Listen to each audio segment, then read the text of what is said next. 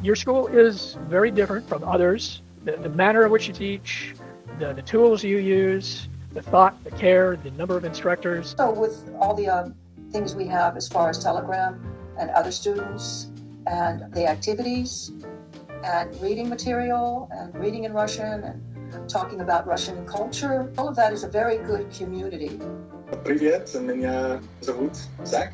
Я люблю говорить по-русски. Я люблю русский язык. То есть нужно, чтобы был кто-то, на кого можно ориентироваться, да?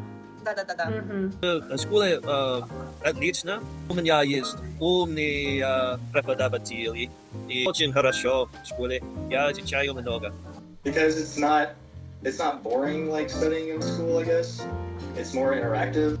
Думаю, что культура и язык как вместе. It's diversity, uniqueness. And I'm very happy with you. I think you're an excellent учитель. Спасибо, спасибо. Never been happier. It's a lot more personalized and a lot easier to digest the information.